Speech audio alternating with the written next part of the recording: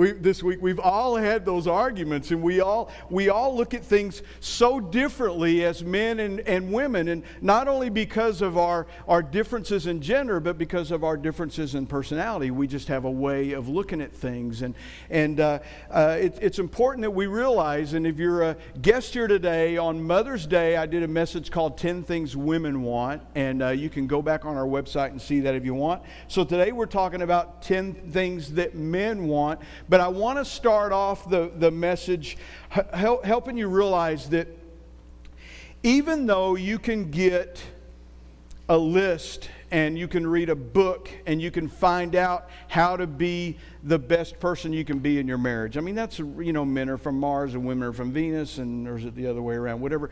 But we learn there's all these books out there, and I just want to say this, and I realize this as a counselor, and I've realized this as a pastor, and this is a way that I teach the way that I teach.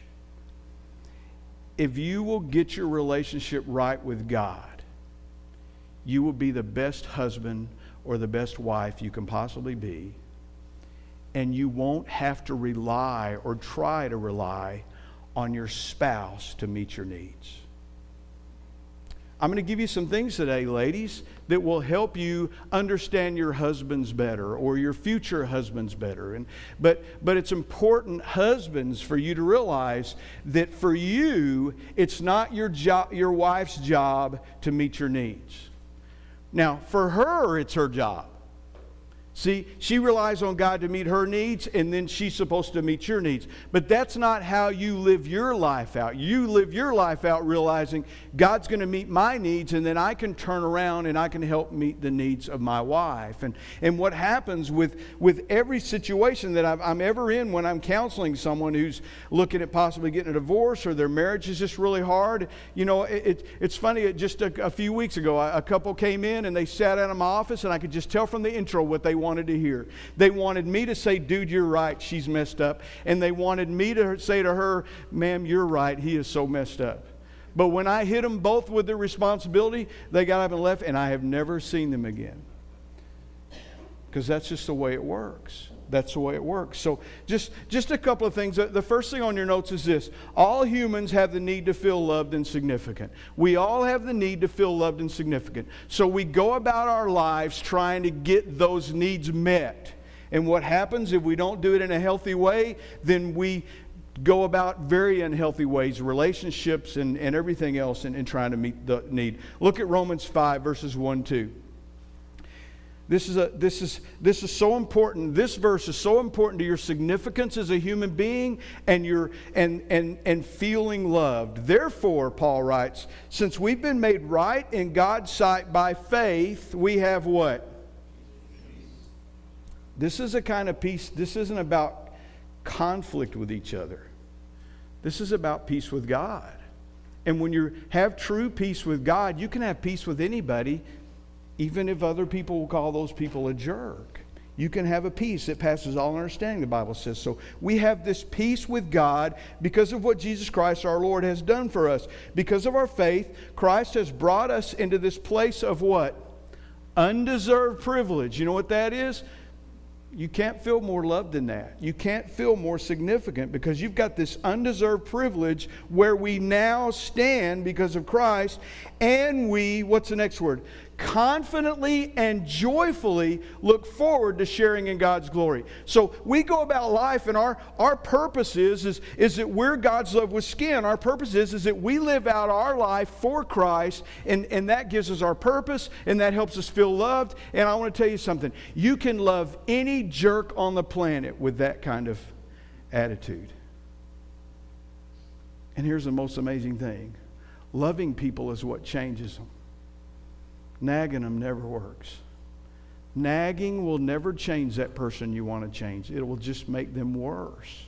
It will just make them worse. Epic fail is when we make another human our source for love and significance.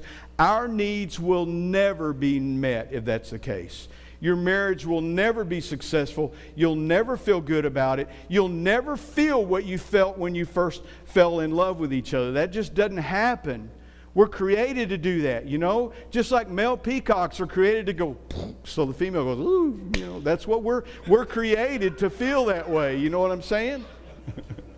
Let me do that again. That's why I wore this striped shirt today. So.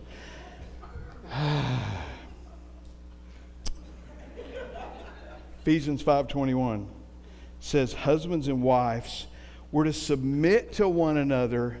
Why? Not because he's better than I am or she's better than I am. Out of reverence for Christ. That's why we submit to each other. If you want to improve your relationship with your spouse, you have to improve your relationship with God. When we don't understand that our needs are met with God, then what happens is, not far into our marriage, we start thinking, man, he doesn't love me anymore. Man, she's not really what I thought she was going to be. Man, I married the wrong person. And then here's what screwed up Christians do. They go, well, maybe God didn't want me to marry this person. Look, once you marry that person, you've thrown out the maybe God didn't want me to. You should have been praying about who God wanted you to marry before you got married, not praying about how you got messed up after you got married, you know? Once you've made that commitment between you and your spouse and God, that love's there, but you've got to learn how to make that happen. And here's what you got to be careful of. Once you get to the point where you feel like your needs aren't being met, then what happens is all of a sudden you hear something like this. Two guys are sitting in a bar and he's telling this other guy, hey, you know, with this girl at the office, she's the first person to ever really understand me.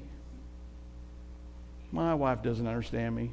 She doesn't care anything about me. All she cares about is the kids, or all she cares about is shopping, or, you know, all she cares about whatever. And I just want to tell you something, ladies and gentlemen. If you're in a situation at all where there's somebody of the opposite sex that is meeting your emotional needs, if you say something like that, if you feel better talking about your problems to somebody else other than your spouse, then it's time to run right now. The Bible says flee temptation, flee from sexual immorality. Physical affairs always start with emotional affairs. Always. That's just the way it goes. So we're going to look at, I'm going to give you some tools, and they're very practical, but ladies, and this is why I thought this video went well with what we were doing today. Number one is this. You ready? He wants you to understand that he won't always understand. He wants you to understand that he won't always understand. He just won't. I've been married to Lisa for almost 34 years now, and I'm just telling you, I'm either just completely stupid or I'm never going to figure out some things. I'm just not going to understand those things. So there are things that I do to minister to and to love my wife that I'm just clueless as to why that's so good for her, but it doesn't matter. It's good for her. But we both have to understand that. Ladies, you have to understand he's just not going to understand. And you got to be okay with that. You can't be nagging him that he doesn't understand. As a matter of fact, you need to be patting him on the back for doing it even though he doesn't understand it. You know what that's called in Christian circles? Faith. God doesn't get mad because we don't understand. He says, way to go. Way to go. That's what we should be doing with our spouse. Don't get mad about it. Just realize you're not always going to completely understand. You just sometimes do the things you do because you do those things out of faith. Now,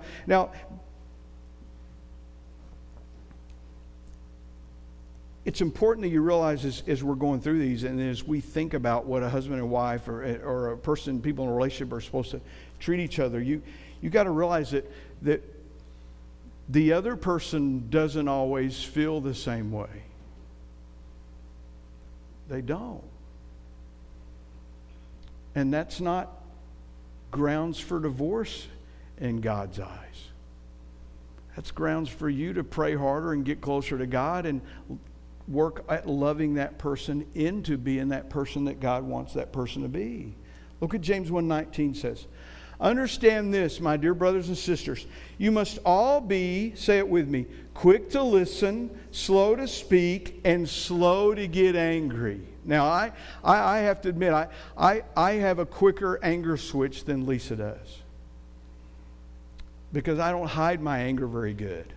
You know, I'm much more of an emotional person. Lisa thinks her anger switch is a lot slower than mine, but that's because Lisa gets cold and quiet. And oftentimes people who get cold and quiet don't think that they're being angry.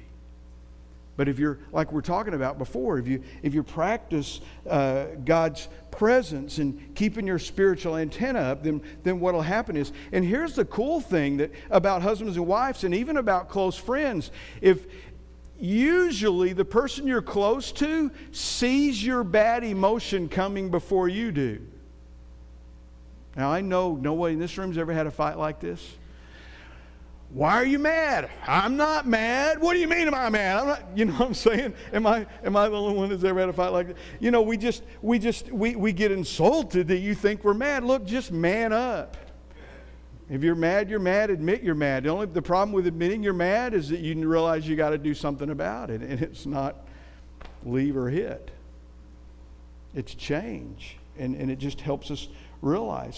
So we got to understand that we're not always going to understand, and we got to be okay with that. And it's the same way with our faith. Number 2, ready? This is the one that y'all think we're about 7 of the points, but it's not. Number 2, he wants intimacy. He wants intimacy. And ladies, here's something you got to understand. First of all, men and women never see sex the same. Ever. And when I do premarital counseling, I say, go get you a good book on sex. It doesn't matter how many times you've done it. You need to learn the way God looks at it and the way God understands it and the emotion and everything that goes with it. We've got to realize that intimacy, even for the man, and when you say, oh, he does this and he does this, look, we're all going to do things in an unhealthy way. And what's happening is if men don't feel like they're getting their needs met intimately, then they do jerk things to go with that. That doesn't mean that it's just all about the physical. It's very, very, very much about the emotional for men. It's about the emotional. They get a lot of their significance in that. They get a lot of how they feel about themselves from that. It's very important. It's important enough that God tells us that we're not to hold ourselves from each other because of the problems. Men will feel rejected. Men will shut down. And you know what will happen? They'll look elsewhere to get that need met. And I don't mean go out and find another girl, although if there's one at the office that's listening to all your problems and telling you how handsome you are and how nice your new haircut looks and didn't you lose weight, run and go fix your marriage, because you're walking around with a target on your chest, and you can get sucked in so easy on that. And people get mad at me when I talk about this in counseling because they think I'm insulting them. Look, this is just a rule. First of all, never be by yourself with the opposite sex. Ever. Don't go to lunch with. If you're married, don't go to lunch with. Don't let her talk or him talk to you about your problems. Don't go there. That's how you run away from the possibility of that temptation. And don't think, well, we like stepping up right next to the edge and kind of flirting, because you know what? She's making me feel good about myself right now. Look, run. Ladies, you too. Run. Look what 1 Corinthians 7:5 says. Men love this verse. Do not deprive each other of sexual relations unless you both agree to refrain from sexual intimacy for a limited time so you can give yourselves more completely to prayer. Now, that's the nun release that women use on men oftentimes. We can't right now. I'm praying, but usually that's a lie. If she's using that on you and it's been more than, since you've never seen her pray for more than 2 minutes at a time, then she's using that on you. But he says, look, if you do come apart, Afterward, you should come together again so that you won't, here it is, you won't be able to tempt, Satan won't be able to tempt you because of your lack of self-control. Guys and girls, intimacy is a need. Girls look at intimacy way different than guys do. But it's a need, and it's a need enough that God addresses it. You know, the Apostle Paul was single, and in one of his letters he said, look, I would prefer for you, if you're going to be doing ministry, I would prefer to you to be single. Because then you're not dragging a wife around with you. He didn't say exactly like that, but he said something like, because then you need to be concerned about the needs of your wife, and you're not going to be able to do all the things ministry-wise that you need to do. But he also says, and because of that, if you stay single and you don't get married, you're going to struggle with that lust for the opposite sex all the time. There are very few people that can make that kind of commitment to not be married. A lot of people make that commitment out of anger. Can't tell you how many women have sat in my office and said, I'm not doing this again. I'm not going to make that commitment again. Number 3, so man wants intimacy. And again, there are some really good Christian books out there. And like I said, I don't care how long you've been married. I don't care how long you've been intimate. You need to learn just how all that works. And I'm not talking about the physical. I'm talking about the spiritual and the emotional impact of that. Number 3, you know what men want? He wants a cheerleader. He wants a cheerleader. Don't look down on that, ladies. Don't think that how weak. No, we need cheerleaders. You know who my greatest cheerleader is? It's Lisa. Even though I'm a people pleaser, let me tell you something. The person that I care most, that loves what I do, is my wife. I love when y'all come and pat me on the back and you tell me, but look, when I get in the car, when I get home, you know the first thing I ask Lisa after I've preached? How'd I do? And I've told you this before, she doesn't tell me she didn't criticize me on the day of. Like Thursday, she'll go, you said too many times, honey, and don't wear that shirt again. But she picks out the shirt, so what? But we need cheerleaders. We need to be encouraged, and we're out there, and you're out there too. I'm just telling. We're talking about what the men need right now. We talked all about this. Y'all go back and watch that video. We're out there, and we need encouragement and cheering on when we're going for that new job, or when we're working on that project, or when we're trying to deal with conflict, or when we're dealing with our family. When I've had conflict with my family, my wife has been my number one encourager and cheerleader.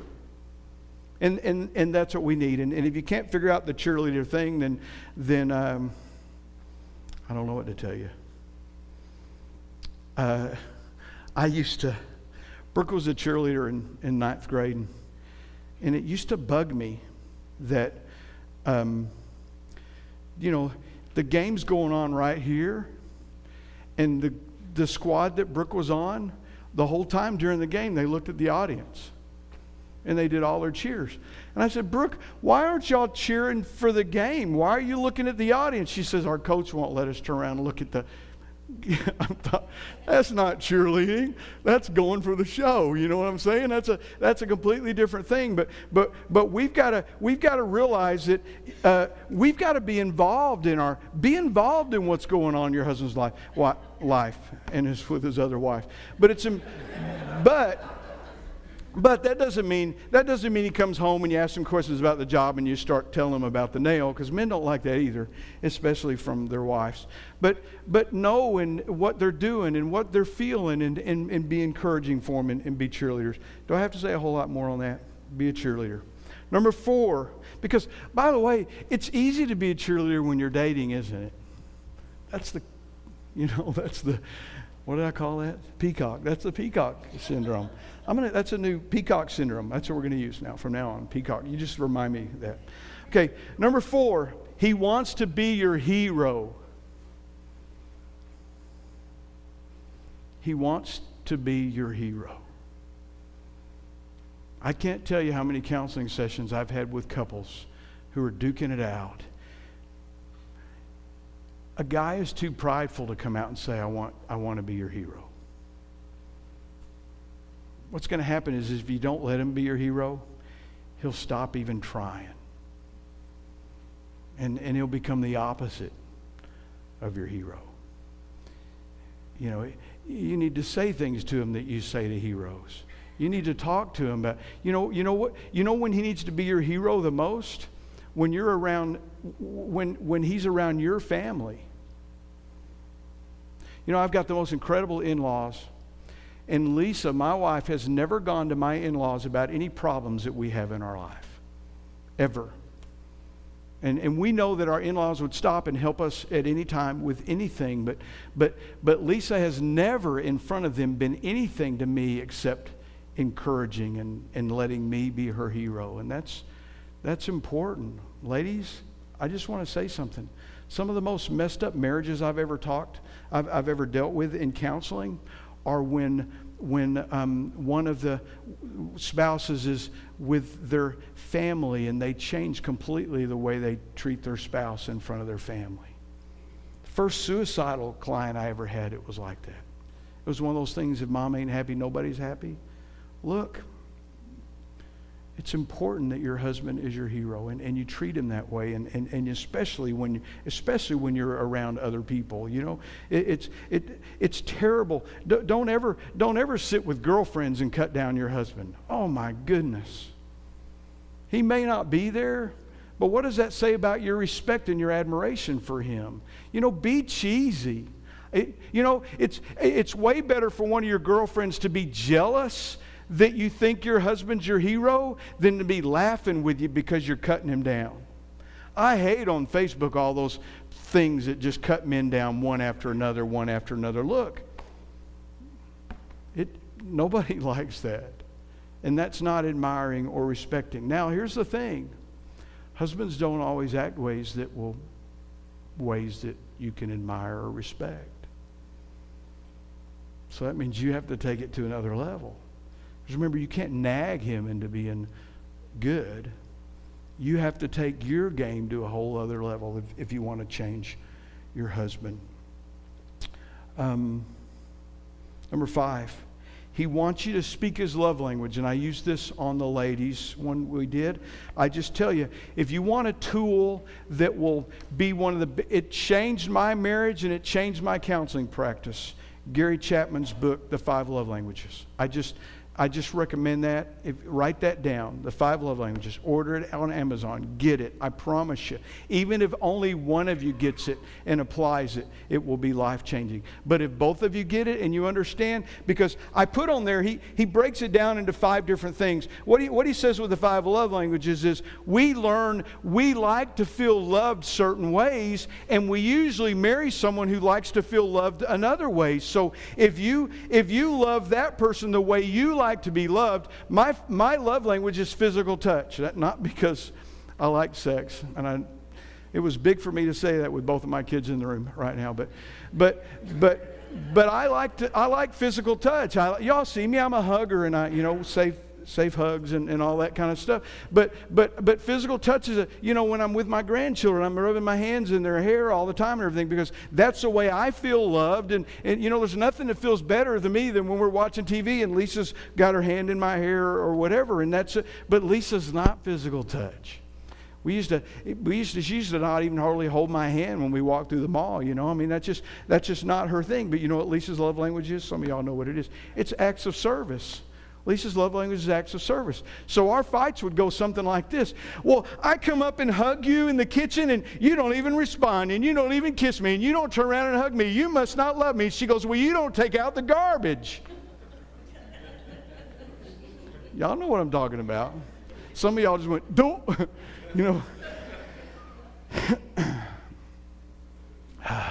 Get the book. Number 6. He wants to know he is loved no matter what, above anyone else, above your mom, above your dad, above your family. He wants you in his corner and on his side. Remember, love's not a feeling. Love's an action. It's the way you go about doing it. Do you love him when he fails? Do you love him when others turn against him? Does he know? Look, here's what I know about Lisa. If the whole world turned on me tomorrow, it would be me and her. And she's proved that over and over and over again. I know that, look, I love y'all, but I can't count on you. I can't count on you when all the chips are down and when I make a bad mistake. I can't count on that, but I know that I can always count on Lisa. Always. She's always in my corner. And it doesn't matter how much we're fighting. If you say something bad about me, you better get ready to get your eyes scratched out. And she can punch for a girl, and she can throw a softball like you've never seen. So you can take off running, she's still going to nail you. No matter what. Now again, most men aren't going to complain about this. They will a little bit at first, and then they'll just go. Pff. And when a man gets to where he can't count on his wife anymore, it takes a whole lot to get that man back. Number 7, he wants you to have like interests. And I put a couple of slides. Would you go to the next slide? Look at this. What is that? Oh, you can barely see the circles. I can't see them back there at all. If you'll notice, I capitalized all of it in hers, H-E-R-S, and just nobody ever noticed that. All right. Can you see that? It's 2 circles. It looked a whole lot better on my computer screen. It's 2 circles. And here's how when we first fall in love with each other, you can take these 2 circles and you see there's a place here where they intersect. And these are the things that you've got together. But when you first fall in love with each other, it's just like everything. You're interested in everything that the other person does. After you've been married for a little while, go to the next slide. You notice anything different? I'm telling you, a lot of times when I do marriage counseling, we have to go here first. Because isn't it amazing how you can have all these things in common when you're dating? She's everything I've always wanted. Dude, she likes NASCAR. You know what I'm saying? I mean, But what happens is they get to this point, and a lot of times when I'm counseling, what I work on is, go to the next slide, I work on is getting that back together. Getting that back together. And you've heard me say this before, that the guy falls in love with a girl and she's a certain way and she likes certain things, and then after they get married, she quits being that way and liking those certain things. I just want to tell you something. You got a legitimate gripe that you've been ripped off, men, if that's what's happened in your life.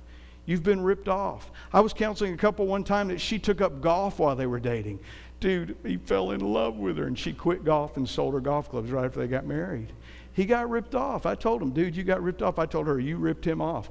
I mean, but that's the way it is. That's the way it is. You've got to, and you've got to get these like interests. And the problem is when you start having kids, the kids kind of become your like interests. But you still really aren't working on have like interests together. So what will happen is the husband will take one of the kids and he's doing the baseball and softball and all that other kind of stuff, and the wife will take the other kids. And so I've talked to couples who think, well, we've got our kids together in interest, but you really don't, because one of you's got this one over here and one of you's got this one over here. You've got to work on that.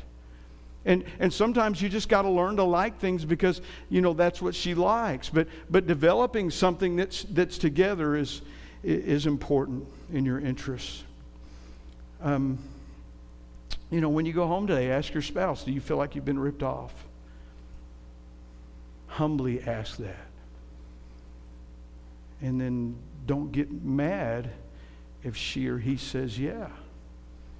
Why? Ask why. I mean, divorces happen because people feel like they got ripped off, and all of a sudden they're talking to somebody else that's meeting those needs. And you go, holy cow, your wife met those same needs 10 years ago. Number 8. He wants you to care about how you look. He wants you to care about how you look.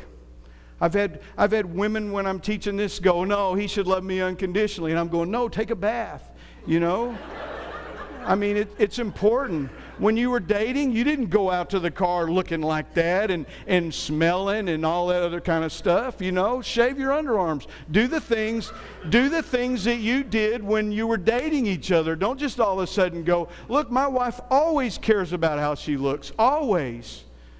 And she's not nearly as young as she was when we first got married. But she's more beautiful now than she's ever been. And she works at it. And she cares. And she cares how I feel and how I think about it. And that's important. Care about how you look. I mean, because if you don't, he's not your hero, and you're not respecting him, and you're, take care of yourself. And that just, you got to remember, so much of who we are is, look, unless you met that person at the office and you just kind of got to know each other and became friends or whatever, look, the first thing that got you the first time I saw Lisa, she was sitting on a tailgate of a friend's truck in Gibson's parking lot, and I went, holy cow, I could never have somebody like that. And it just so happened a week later, I'm at a party and she's sitting there, and I got the guts up to go talk to her. Best decision I ever made in my life. But it wasn't at the time because I thought she was smart. She was cute, had long blonde hair, and was tanned.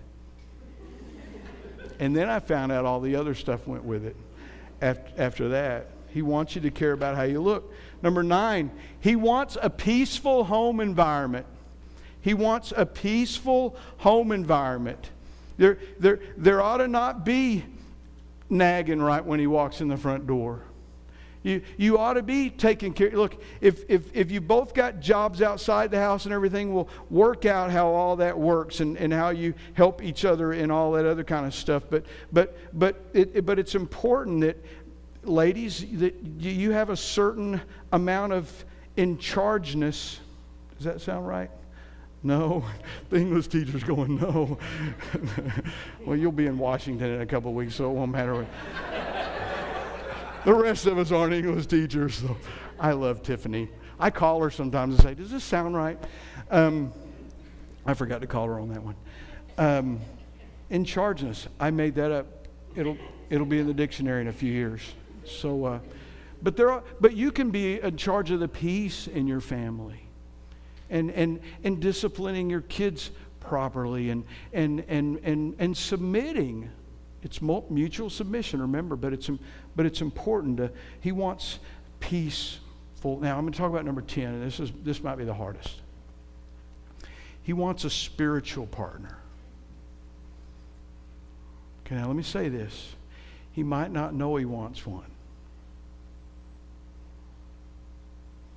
And ladies, why don't you write right beside that you need to act in a way that he'll know he wants a spiritual partner.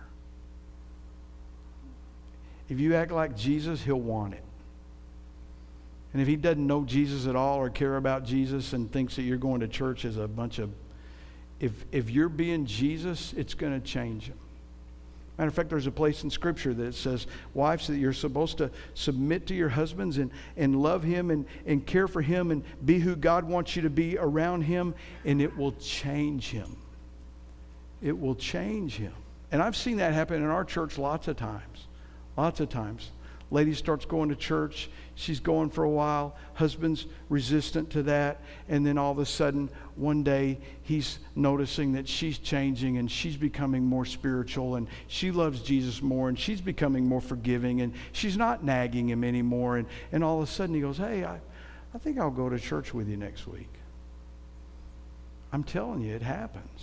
It happens. Now for those of you ladies that are married to a spiritual person, a man that's a Christian, he wants you to be doing that with him. And one of the best things you can do is serve together. Every year almost I see a new survey. Couples that pray together, serve together, worship God together, honor God together, live their lives like that, the divorce rate goes to 1 in 1,100. You know what I'm saying? I mean, it changes everything. It changes the way you parent. It changes the way you do everything else. 1 John 4:12. No one has ever seen God, but if we love each other, God lives in us, and his love is brought to full expression in us. And this is my favorite, God's love with skin. But this is how it works in a couple, is when we're lovingly godly with each other, then we actually see God in each of us. So let's just go. We end our service. If you're a guest today, thank you so much for being here. We do a time with God. So we're about to bring the lights down, and Cameron's going to play a little music in the background. And this is a time for you to pray. Something maybe you've been convicted of as I've been going through there, and maybe something that you want to talk to your spouse about or whatever. But this is your time to pray about it before we leave. And